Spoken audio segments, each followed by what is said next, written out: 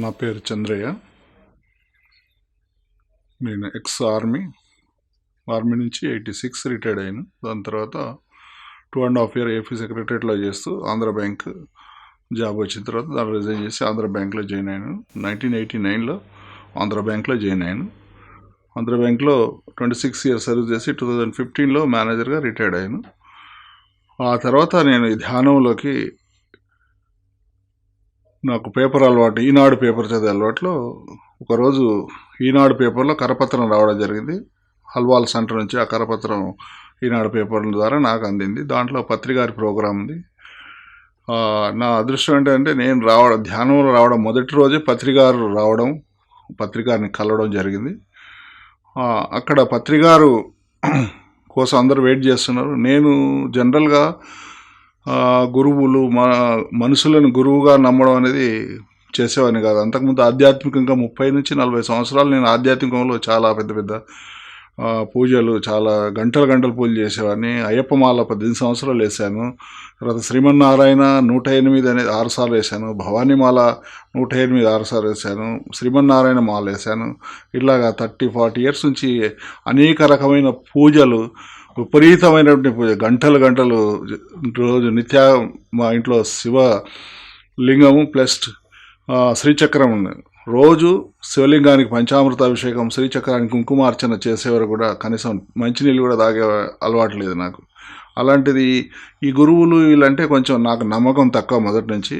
ఆ అనుభవంతోన గురువుగారు వచ్చినప్పుడు ఫస్ట్ రోజు నేను గురువుగారు చూడడానికి వెళ్ళడం నాకంత ఏంటి అనేది చూడడానికి వెళ్ళాను. ఆయన వచ్చాడు, అందరికి సెకండ్ ఇస్తున్నాడు.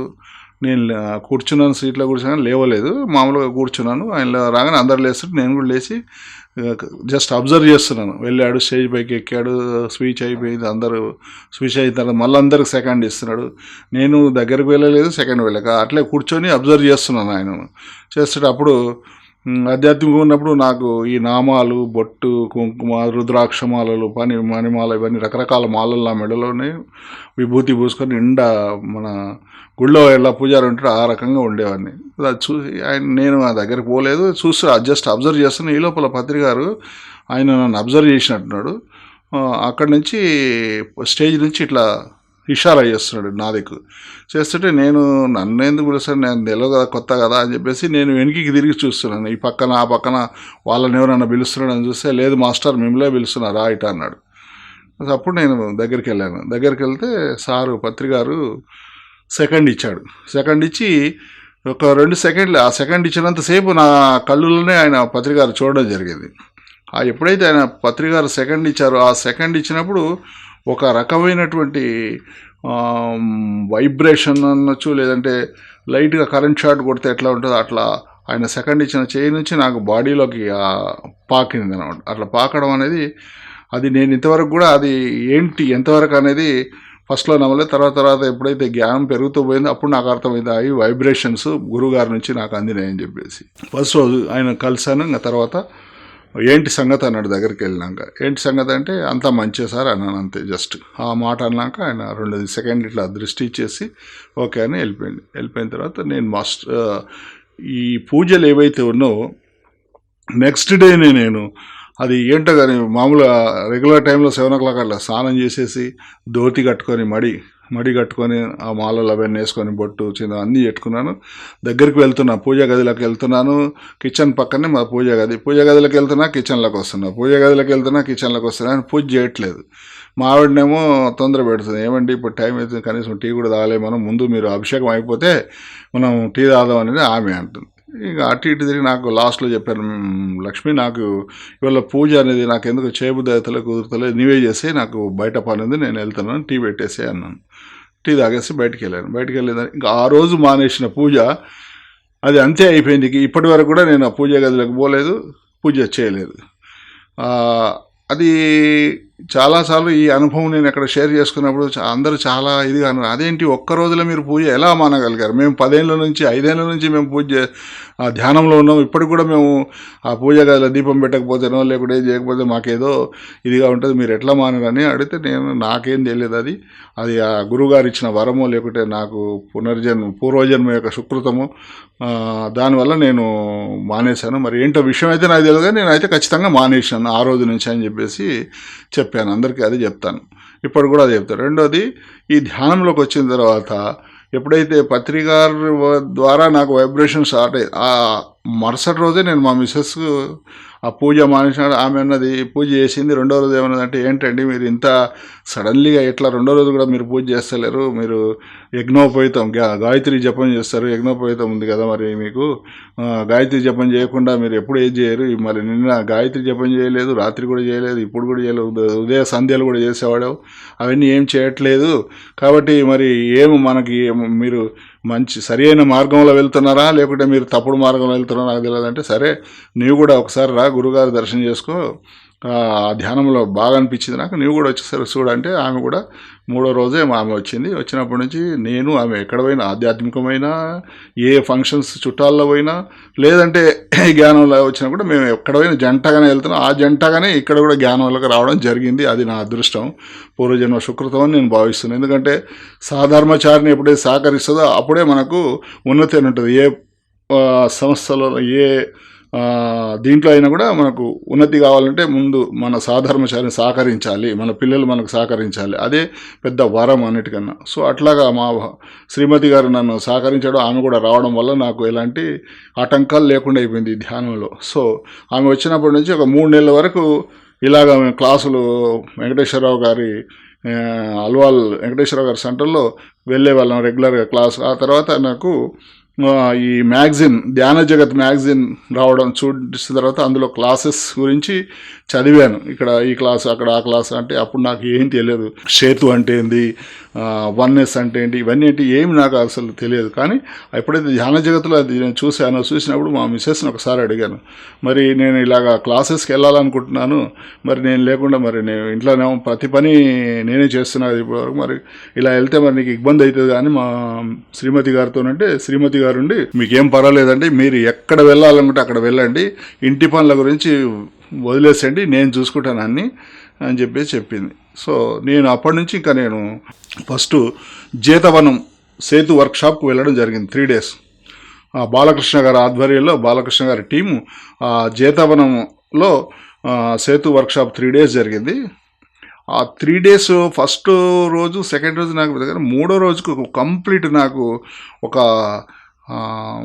ఈ ధ్యానం అనేది ఏంటి, అంటే ఇది ధ్యానం ఏంటి, ధ్యానంలో ఉన్నటువంటి రహస్యాలు ఏంటివి, అసలు మైండ్ థాట్ పవర్ ఏంటి, మన యొక్క వ్యవస్థ, శరీర వ్యవస్థ ఎలాగుంది, దానివల్ల మనం ఎలా ఈ శరీరాన్ని మనం ఎలా ఉపయోగించుకోవచ్చు, ఈ శరీరం అనేది ఒక మహా అద్భుతమైనటువంటి యంత్రం, ఈ యంత్రానికి తిరుగులేనటువంటి పవర్స్ గాడ్ గిఫ్ట్గా మనకు ఇచ్చినటువంటి యంత్రాన్ని మనం ఎలా దుర్వినియోగం చేస్తున్నాం లేకుంటే ఎలా సద్వినియోగం చేయాలి దాన్ని అనేదాన్ని సేతు వర్క్షాప్లో కంప్లీట్ కులంకషంగా చాలా వివరణగా అణువు దాన్ని తరిచి వాళ్ళు చెప్పడం జరిగింది. ఆ జ్ఞానం అంటే అది నాకు రిసీవ్ చేసుకోవడమో లేకుంటే వాళ్ళు చెప్పిన విధానం మొత్తం మీద నాకు అక్కడ ఆ 3 days క్లాసులని చాలా వరకు నాకు అర్థమైంది. అక్కడి నుంచి ఇక నేను నిర్ణయించుకున్నది ఏంటంటే, ఇక్కడి నుంచి నేను ఏదైనా కొత్తది ఏదైనా సరే వెళ్ళాలనుకున్నాను. ఆడ నుంచి మళ్ళీ నెక్కల్లో వన్నెస్ ప్రోగ్రామ్ ఉన్నది 2 days. ఆ తర్వాత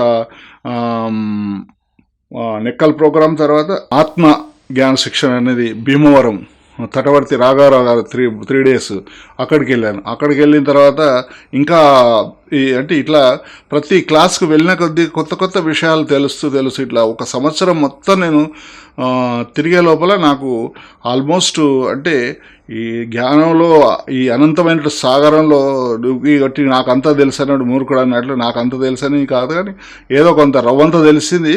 అదే నాకు ఆత్మానందాన్ని, ఎంత ఆత్మానందం వచ్చిందంటే ఇప్పుడు నాకు ఏ సమస్య వచ్చినా ఇది అంతటికి కారణం నేనే కదా, ఓన్ క్రెడిటర్ కదా, నేను ఇదంతా క్రెడిట్ చేసుకున్నది నేనే, కాబట్టి నేను నా జీవితానికి నేనే బాధ్యుణ్ణి అనే ఒక అవగాహనకు వచ్చేసింది. ఇప్పుడు ఎలాంటి వరీస్ కానీ వేరే ఇంకేది నా ధరికి చేరలేకపోతే వచ్చినా అది నేనే అనుకుంటున్నాను. ఇప్పుడు దీనికందటికి నేనే కారణం కదా, అలాంటప్పుడు నేను బాధపడడం ఎందుకు? ఇవన్నీ నేను నేర్చుకోవడానికి వస్తుంది, ఆత్మపరంగా నేను అనుభవిస్తున్నాను. ఈ అనుభవాన్ని గెయిన్ చేసుకొని నేను పూర్ణాత్మకు ఆ అనుభవాన్ని చేరవేస్తున్నాను. నేను వచ్చిందే ఈ అనుభవం అనుభవించడానికి, నేను వచ్చిందే ఈ భూమి మీదికి ప్రతిదీ నేర్చుకొని దాని ద్వారా ఆ జ్ఞానాన్ని, అనుభవమే జ్ఞానం అన్నది, ఆ జ్ఞానాన్ని సముపార్జకించుకోవడానికి వచ్చానని చెప్పేసి పూర్తిగా నాకు అర్థం అవ్వడం జరిగింది. లోపల మళ్ళీ సేతు వర్క్షాప్లోనే హాస్టల్ సర్జరీ హీలింగ్స్ అనేసి అది ఒకటి బ్రహ్మాండమైన క్లాస్, అది ఒక 3 రోజులు వెళ్ళాను. తర్వాత ఈ చక్రాస్ హీలింగ్స్, జాగృతి అన్న మూలాధార చక్రం, స్వాధిష్టానం, మణిపూరకం, అనాహతం, విశుద్ధ, ఆజ్ఞ, సహస్రార, ఈ చక్రాలన్నీ యాక్టివేట్ చేయడానికి విజయవాడలో 3 days క్లాస్ జరిగింది. డిఎన్ఏ యాక్టివేషన్ అని, డిఎన్ఏ యాక్టివేషన్లో కూడా 3 days వెళ్ళాను. డిఎన్ఎస్ లెవెల్ 1, డిఎన్ఎస్ లెవెల్ 2, ఇట్లాగా ప్రతి క్లాసెస్ ఏది కూడా వదలకుండా. రాజమండ్రిలో మళ్ళీ కౌన్సిలింగ్, సేతు కౌన్సిలింగ్ అని రాజమండ్రి గౌతమి ఘాట్లో సేతు వర్క్షాపులో భాగమే అది సేతు కౌన్సిలింగ్, దానికి కూడా వెళ్ళాను. దాంట్లో టీచర్ ట్రైనింగ్స్ కోసం దాంట్లో వెళ్ళిన తర్వాత నాకు కౌన్సిలర్గా నిష్ణాతుడై ధ్యానమాచక్రంలో మేడం పత్రి గారు సారు సంతకం చేసినటువంటి ఒక కౌన్సిలర్ సర్టిఫికెట్ ప్రదానం చేయడం జరిగింది. ఆ తర్వాత నేను దాదాపు ఒక 60 మంది కౌన్సిలింగ్ చేయడం జరిగింది.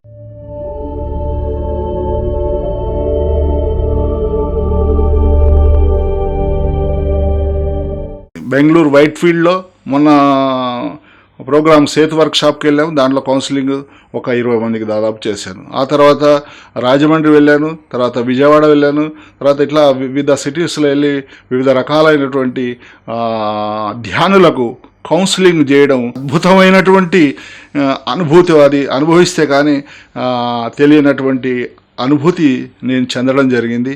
ఇదంతా కూడా మాకు చెప్పిన విజ్ఞానం ప్రకారం ఈ యొక్క కౌన్సిలింగ్ అనేది కానీ మనం చెప్పే ప్రతి వాక్కు కానీ ఏది కూడా ఆ మాస్టర్స్ ద్వారా మనకు అనర్గళంగా ట్యూనింగ్ జరగడం. అంటే మాస్టర్స్ మన ద్వారా చెప్పడం, ఇప్పుడు నేను చెప్తున్నదంతా కూడా నేను చెప్పడం కాదు, ఆ మాస్టర్సే వచ్చి నా ద్వారా ఆ జ్ఞానాన్ని ఇస్తున్నారు. ఈ జ్ఞానాన్ని, ధ్యానాన్ని, సాధనను ఇవన్నీ ఇటు వదలకుండా ఎవరైతే శ్వాస మీద ధ్యాస పెట్టి నిత్య సాధన చేస్తారో, సజ్జన సాంగత్యం, మెడిటేషన్, గ్రూప్ మెడిటేషన్, సజ్జన సాంగత్యం, తర్వాత స్వాధ్యాయం, గురు సావాసాలు, ప్రోగ్రామ్స్, ఇవన్నిటిని కూడా ప్రతిదీ కూడా ఎనర్జీని మనం స్వీకరించడం, ఆ స్వీకరించిన ఎనర్జీని ఈ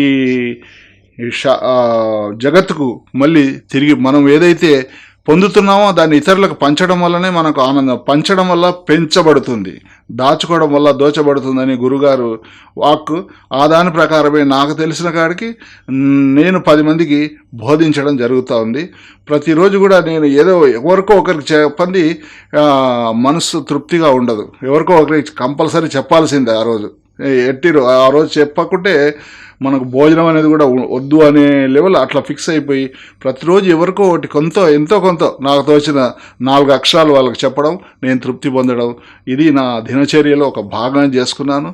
డిఎన్ఏ యాక్టివేషన్ కోర్సులో మనం మెడిటేషన్లో కూర్చొని ఇమాజినేషన్ చేసుకోవడం, ఇమాజినేషన్లో ఎంతో పవర్ ఉందనేది నాకు ఎప్పుడు అర్థమైందంటే, నేను ధ్యాన్కుండ్ రిషికేశ్ వెళ్ళినప్పుడు నా వెంబడి వచ్చినటువంటి మహిళలను కొందరు తీసుకొని నేను బద్రీనాథ్ వెళ్ళాను. బద్రీనాథ్ వెళ్తే అప్పుడు ఆ రోజు ఆ నైట్ మేము అక్కడ వెళ్ళినాక వీళ్ళు చలికి తట్టుకోలేక ఎన్ని రగ్గులున్నా, ఎన్ని పరుపులున్నా, ఆ రూమ్ ఉన్న ఎంత చాలా చలిగా ఉండడం వల్ల వీళ్ళందరూ ఒక బాధను చూడలేక నేను రాత్రి 12 గంటలకు లేచి కూర్చున్నాను మెడిటేషన్లో కూర్చొని. ఎందుకంటే ఈ డిఎన్ఏలో నేను ఏదైతే నేర్చుకున్నానో ఆ విషయాన్నే ఒకసారి నేను చూడాలని నాకు అనిపించినప్పుడు నేనేం చేసిన అంటే ఇప్పుడు ఎందుకు నేను ఈ దాన్ని యూజ్ చేసుకోవద్దు, వీళ్ళు ఇంత బాధపడుతున్నారు, నేను వీళ్ళని తీసుకొచ్చి నేను బాధ్యునైనా ఎందుకు వీళ్ళకి అందుకని ఇక్కడ వీళ్ళకి హీలింగ్ కావాలి కంపల్సరీ అని చెప్పేసి నేను అప్పుడు ఏం చేసింటే మెడిటేషన్ ఒక్కనే అందరు పండుకొని నేను 12 గంటలకు లేచి కూర్చొని ధ్యానంలో కూర్చొని విశ్వశక్తిని ఇన్వైట్ చేశాను. ఓ కాంతి రూపంలో విశ్వశక్తి ఇన్వైట్ చేసి ఆ కాంతి రూపము మనకు వస్తున్నట్టు విజువలైజ్ చేసుకొని మన యొక్క పూర్ణాత్మ సహస్రారం అడుగున్నర దూరంలో పూర్ణాత్మ ఉంటుంది. ఆ పూర్ణాత్మకు ఆ విశ్వశక్తిని అనుసంధానం చేస్తూ ఆ పూర్ణాత్మ నుండి మళ్ళీ మన ఆత్మ లోపలికి మన బ్రహ్మరంధ్రం గుండా మన శరీరంలోకి ఆ కాంతిని ఇన్వైట్ చేసుకొని ఆ కాంతి అంతా మన అణువు శరీరం అంతా నిండిపోయి ఒక ద్వీపమానమైనటువంటి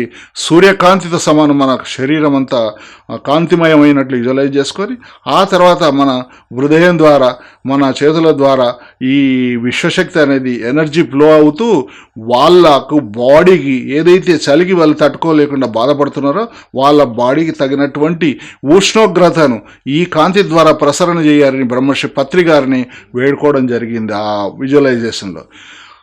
వండర్ ఏంటంటే నేను మార్నింగ్ 5 o'clock వరకు ఆ మెడిటేషన్ కంటిన్యూ కళ్ళు తెరిచి చూస్తే 5 అవుతుంది. అప్పటికి ఎవరైతే చలితో బాధపడుతున్నట్లు ఎంత బాధపడ్డారో ఈ లేడీస్ అంతా వాళ్ళ వండర్ ఏదంటే వాళ్ళు నా పక్కనే అందరు మెడిటేషన్లో కూర్చోవడం నేను గమనించిన 5 గంటల కళ్ళు తెరిచినప్పుడు.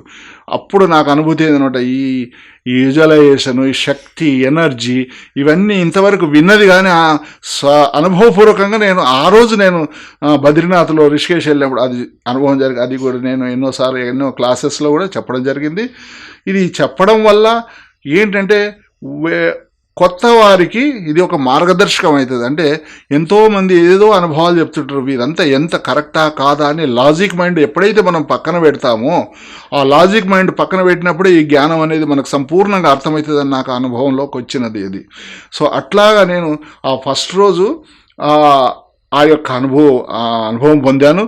ఆ పొందిన తర్వాత రెండోది లాస్ట్ ఇయర్ అక్టోబర్లో నవంబర్లో అశోక్ గార్డెన్లో గురుగారి మీటింగ్ ఉంది, సన్నాహక సభ 9th ధ్యానమాచకరం సన్నాహక సభ జరగడం జరిగింది.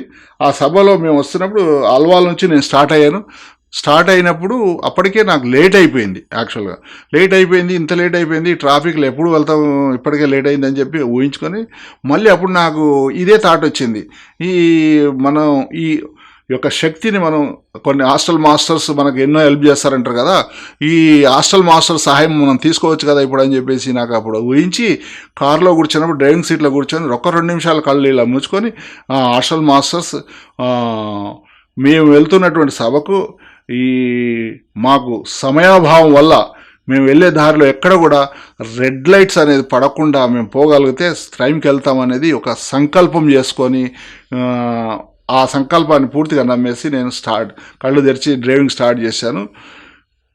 ఎంత వండర్ అంటే ఆ రోజు రియల్గా హైదరాబాద్లో ఒక్కొక్క సిగ్నల్ దగ్గర కొన్ని సిగ్నల్స్ ఎట్లా ఉన్నాయంటే 2 సార్లు 3 సార్లు సిగ్నల్ పడితే కానీ మా సిగ్నల్ దాటలేని స్థితిలో ఉండి కూడా ఆ రోజు నాకు ఆ సాయంకాల సమయం 5 ప్రాంతంలో నాకు ఎక్కడ కూడా సిగ్నల్ అనేది ఆగడం జరగలేదు. చక్కగా అశోక్ గార్డెన్ వెళ్ళిన తర్వాతనే అప్పుడు నాకేమనిపించలేదు. కానీ దాని తర్వాత అడవిలో ఉన్నాం కదా, మీటింగ్ అరేంజ్ అయింది, అయినాక మళ్ళీ రిటర్న్ వచ్చేటప్పుడు అప్పుడు నేను మా వాళ్ళకి అందరికీ చెప్పాను, వచ్చిన లేడీస్ ఎవరైతే ఫంక్షన్లో వచ్చే నా కార్లో వచ్చారో వాళ్ళందరికీ చెప్పడం జరిగింది. అది నాకు రెండో అనుభూతి. అంటే ఇటువంటి అత్యద్భుత అనుభూతులు ఇంకా చాలా ఉన్నాయి చెప్పడానికి. ఎన్నో రోజుకొక అనుభవం. ఒక వైట్ ఫీల్డ్ బెంగళూరులో కౌన్సిలింగ్ చేసినప్పుడు ఒక ఆయన 20 సంవత్సరాల నుంచి మెడిటేషన్ చేస్తున్నాడంటే, ఆయన 20 సంవత్సరాల నుంచి మెడిటేషన్ చేసే వ్యక్తి ఎలా ఉండాలండి? జనరల్గా నిజంగా యాక్చువల్గా మెడిటేషన్ చేసిందంటే ఆయనకు అసలు ఆ పరిస్థితే రాకూడదు. కానీ ఆయన ఏంటంటే మెడిటేషన్ చేసిండు కానీ తన యొక్క అహాన్ని వదలలేదు అని నాకు ఆయన కౌన్సిలింగ్ ద్వారా అర్థమైంది. యాక్చువల్గా కౌన్సిలింగ్ చేసినప్పుడు ఆ కౌన్సిలింగ్ యొక్క వివరణలకు ఎక్కడ చెప్పకూడదని ఒకటి నిబంధన ఉంది. కానీ ఈ అనుభవం ఏంటంటే అనుభవపూర్వకంగా కొంత తెలిస్తే కొందరికి ఆ యొక్క నెగిటివ్ను వదిలేసి పాజిటివ్గా ఆలోచిస్తారనే ఉద్దేశంతో చెప్పడమే తప్ప ఈ కౌన్సిలింగ్ యొక్క నిబంధనను క్రాస్ చేయడం అనేది కాదని నా అభిప్రాయం. అందుకని ఆయన ఏం చేశాడంటే 20 సంవత్సరాలు చేశాడు, మంచిది, మంచి మెడిటేషన్ చేశాడు, మంచి మెడిటేటర్. కానీ ఆయన యొక్క ఆహాన్ని ఆయన చంపుకోలేకపోయాడు. ఆ ఆహ్వానం దానివల్ల ఆయన ఎవరు చెప్పింది వినేవాడు కాదు. నేను చెప్పిందే వేదము, నేను చెప్పిందే జ్ఞానము, నేను చెప్పింది ఇట్లా ఆయన తత్వం అలాగా అట్లే ఒక గిరి గీసుకొని ఆ గిరిలోనే ఉన్నాడు ఆ జ్ఞానంలో 20 సంవత్సరాలు. సో ఆయన లాస్ట్లో ఎలా వచ్చాడంటే, మాకు బెంగళూరు వైట్ ఫీల్డ్లో ఆయన వచ్చినప్పుడు ఆయన కనీసం మాట్లాడే స్థితి లేదు ఆయనకు, మాట్లాడడానికి కూడా చేతన అవుతలేదు ఆయనకు.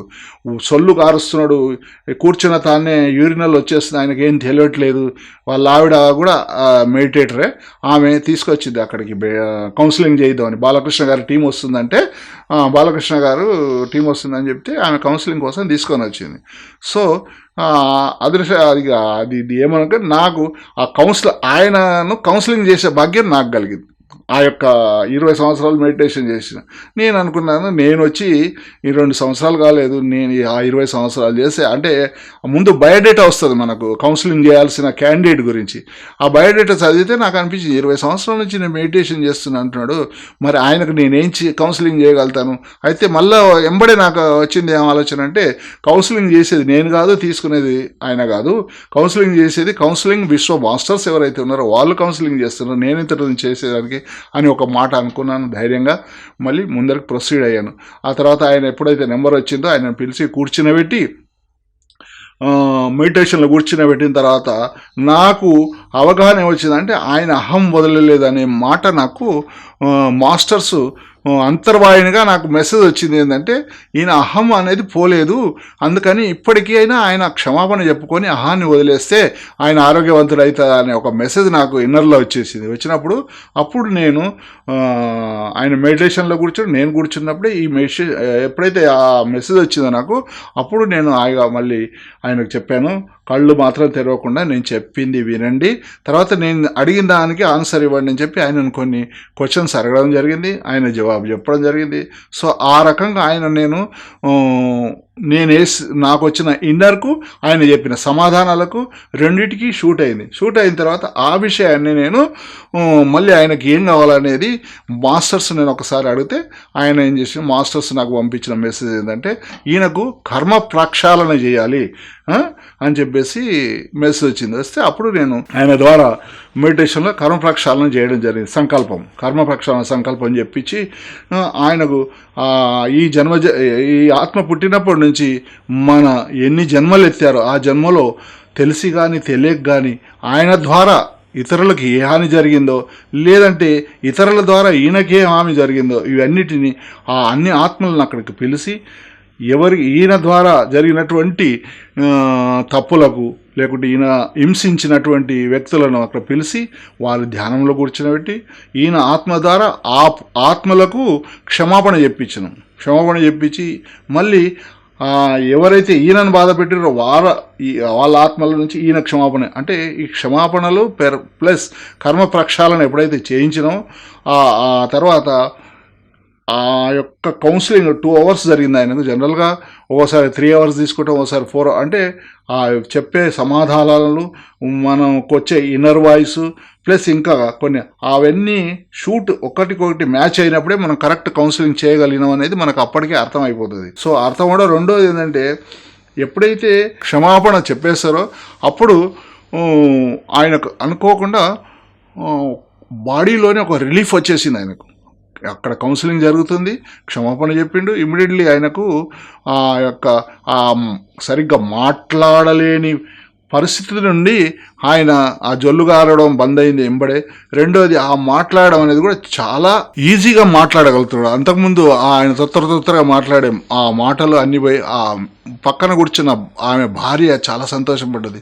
ఈయనకు ఇంత కర్మ ప్రక్షాళన అంటే ఇంత ఫాస్ట్గా జరుగుతుంది అంటే మనకు ఊహించలేనంత ఫాస్ట్గా మాస్టర్స్ మనకు సేవ చేస్తారు. అక్కడ మాస్టర్సే అన్నీ చేపిస్తూ ఉంటారు అనేది మనం సంపూర్ణంగా విశ్వసించి ఎప్పుడైతే మాస్టర్ మీద వదిలేస్తామో దాని రిజల్ట్స్ కూడా అట్లే ఉంటుందని నేను ఫస్ట్ టైం కౌన్సిలింగ్లో నేను అదొక్కటి చూసాను. అంతకుముందు కౌన్సిలింగ్ చాలామందికి చేసిన, కానీ అది తర్వాత అయ్యిందో లేని తర్వాత తెలియదు. కానీ ఇదైతే నేను ప్రత్యక్షంగా ఆయన వచ్చిన స్థితిని బట్టి మాస్టర్ బాలకృష్ణ గారే చాలా వండర్ అయిపోయాడు. అది ఏంది ఇంత మంచిగా మనిషి ఇట్లా వచ్చిన వ్యక్తి ఇట్లా అయిందని చెప్పేసి బాలకృష్ణ గారు చాలా వండర్ అయ్యిండు.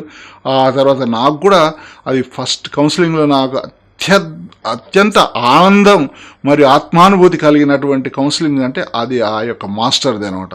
ఆయన వెంకట్రామరెడ్డి గారు అని చెప్పేసి, సారీ పేర్లు చెప్పొద్దని ఒక నిబంధన, ఆయన బెంగళూరులో. ఆయనకు ఎప్పుడైతే ఆ యొక్క ఇదైందో అప్పుడు చాలా ఆనందపడ్డాను నేనైతే. ఎందుకంటే భగవంతుడు నాకు ఇంత అదృష్టాన్ని ప్రసాదించిండే, ఒకరిని హీల్ చేసేటంత ఇది అని చెప్పేసి నేను అనుకున్నాను. ఆ తర్వాత కౌన్సిలింగ్లో కానీ ఇంకా వేరే క్లాసెస్లో కూడా నేను మా యొక్క అల్వాల్ సెంటర్లో తప్ప మేము మిగతా అన్ని సెంటర్లో ఇంతవరకు క్లాసెస్ చెప్తూనే ఉన్నాను. అల్వాల్ సెంటర్లో 2-3 సార్లు పూర్ణచంద్రరావు గారు నాకు ఇన్వైట్ చేశారు, క్లాస్ చెప్పండి సార్, మీరు ఎవరు ఇవాళ మాస్టర్ వస్తలేదంటే నేను పూర్ణయ్య గారు, నేను ఈ క్లాస్లో అందరికన్నా జూనియర్ ఇక్కడ, కాబట్టి నేను చెప్తే బాగుండదు, ఎందుకంటే ఆ ఎఫెక్ట్ వేరే ఉంటుంది, నేను వేరే దగ్గర చెప్తాను, వేరే మాస్టర్ని పిలవండి, కానీ వేరే దగ్గర నేను చెప్పను, ఇక్కడ అనేది చెప్పడానికి ఇప్పుడు కుదరదు, కొన్ని తర్వాత చూద్దాంలే అని చెప్పేసి ఇట్లా నేను 2-3 సార్లు పూర్ణచంద్రరావు గారిని కూడా నేను అవాయిడ్ చేయడం జరిగింది. అంటే నా ఉద్దేశం ఏంటంటే ముందు చెప్పేదానికన్నా చెప్పేవాడి మీద నమ్మకం అనేది ఒకటి ఉంటుంది. ఆ నమ్మకం ఉన్నప్పుడే మనిషి ఏది చెప్పినా అవతల వ్యక్తికి రిసీవ్ చేయగలుగుతారు, దానివల్ల ఉపయోగం కూడా. సో అట్లా ఏంటంటే కొన్ని 20 ఏళ్ళ నుంచి మా దగ్గర సెంటర్లో ఉన్న వాళ్ళు కొందరు ఉన్నారు. వాళ్ళు ఏమనుకుంటారంటే ఈ నినాక మొన్న వచ్చిండు ఈ బచ్చగాడు మాకేం చెప్పేది అని ఒక ఆలోచన వాళ్ళకి వచ్చింది అనుకో, దాన్ని మనం ఎంత చెప్పినా ఎంత క్లారిటీగా చెప్పినా ఆ యొక్క ఎఫెక్ట్ ఉండదు. సో అందుకని నేను అవాయిడ్ చేయడం జరిగిందే తప్ప వేరే ఉద్దేశం కాదు. ధ్యానమా చక్రంలో నేను అనుభూతి చెందింది ఏంటంటే 11 రోజులు నేను అక్కడే ఉండి ఉదయం first meditation పత్రికారితోన 3 hours 2.5 hours 3 hours ఏదైతే చేసినామో ఆ మెడిటేషన్ నిజంగా ఎంత ఎదిగిందంటే ఈ సంవత్సరం అంతా తిరిగి నేర్చుకున్న జ్ఞానం ఒక ఎత్తు అయితే, ఆ 11 రోజులు చేసిన ధ్యానం, ఆ తర్వాత అక్కడ ఉన్నటువంటి సేవ, దానివల్ల నాకు ఇంకా ఇంకా ఇంకా అసలు ఎన్నెన్నో విషయాలు, పెద్ద పెద్ద మాస్టర్స్, పెద్ద పెద్ద యోగీశ్వరులు అందరు రావడం, 11 రోజులు నేను అక్కడ పూర్తిగా మనస వాచ కర్మణ ఈ మూడింటి ద్వారా నేను పూర్తిగా అంకితం అయిపోయి 11 రోజులు నేను చేసిన వల్ల అది ఎంత నాకు అనుభూతి ఆనందాన్ని ఇచ్చిందో ఆ మాటల్లో అలివిగాని విషయం. నా రిక్వెస్ట్ ఏంటంటే ఇప్పుడు యువతరం అనేది దీనికి చాలాగా అట్రాక్ట్ చేయాల్సిన బాధ్యత ఈ సీనియర్ పిరమిడ్ మాస్టర్స్కు ఉంది. ఎందుకంటే మనం పెద్దవాళ్ళను ఒకరిని 10 మందిని ధ్యానంలో తెచ్చే కన్నా చిన్నపిల్లల్లో ఒక్కరిని తెచ్చినా అది స్ప్రెడ్ అయ్యి చాలా మహావృక్షం అవుతుంది. కాబట్టి ఈ పిల్లల్లో అవేర్నెస్ చేయడం వల్ల మనం లోకోద్ధారణ కూడా చాలా వరకు లోక కళ్యాణం చేయవచ్చని నా ఉద్దేశం. ఎందుకంటే పిల్లలు రాబోయే ముందలి తరం, ఆ రాబోయే తరాన్ని మనం ఇప్పటి నుంచే మనం ధ్యానంలో లేకుంటే ఈ జ్ఞానంలో వారిని నిష్ణాతులు చేశామంటే మనం ఇంకా జగత్తును ఉద్ధరించినట్టే అని నా అభిప్రాయము. ఇంత మంచి అవకాశం ఇచ్చినటువంటి ఈ పిరమిడ్ మెడిటేషన్ ఛానల్ వారికి నా హృదయపూర్వక ధన్యవాదములు.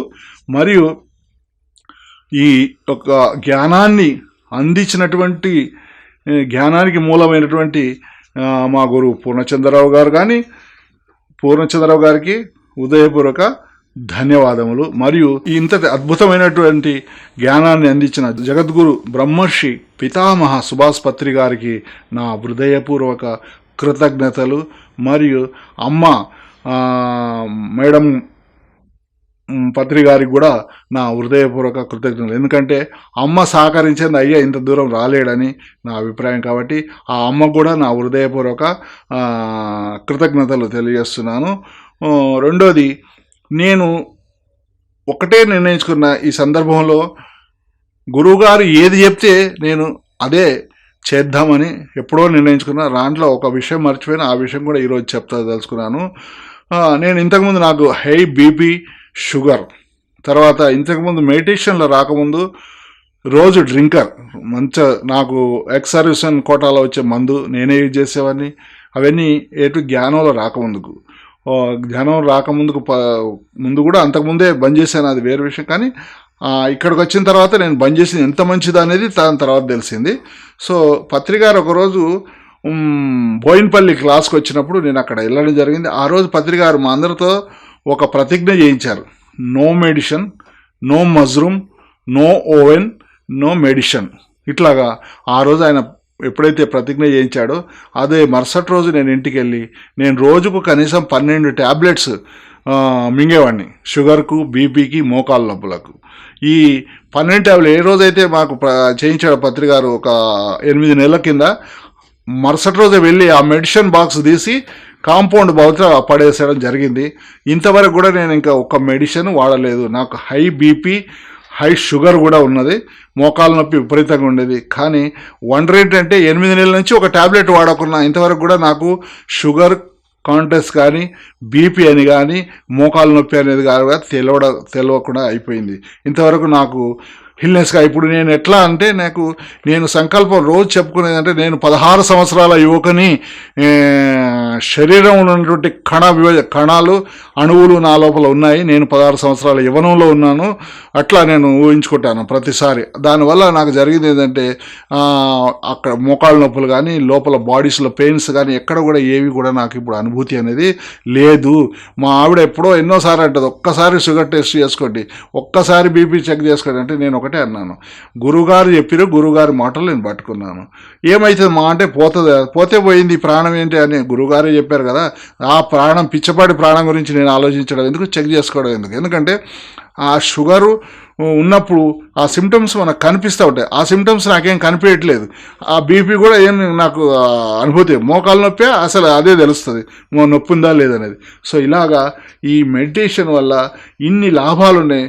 హై బీపీ, హై షుగర్ నేను జయించగలిగానని ఘంటాపదంగా నేను చెప్పగలుగుతున్నాను. ఎందుకంటే నేను చేసినట్టు అందరూ మర్చిపోవాలని, మెడిషన్ మానాలని నా ఉద్దేశం కాదు. ముందు గురువుగారి యొక్క మాటలను పట్టుకుంటే ఆ మాటల ద్వారా ఆయన గురుగారు ఎప్పుడు చెప్తున్నట్టు నా పాదాలు కాదు పట్టుకునేది, నా పదాలను పట్టుకోండి అని చెప్పే మాటను నేను ఆయన పదాలని నేను పట్టుకొని ఆచరిస్తున్నా. కాబట్టి నాకు ఇవాళ నేను ఈ రోగాల నుంచి విముక్తి పొందినట్లు నేను సంపూర్ణంగా నమ్ముతున్నాను. వజ్రకాయంగా అవుతానని ఇంకా నేను ఘంటాపదంగా నమ్ముతూ చివరగా ఆ జగద్గురు బ్రహ్మర్షి పితామహ శ్రీ పత్రి గారికి, మేడం గారికి నా హృదయపూర్వక కృతజ్ఞతలు.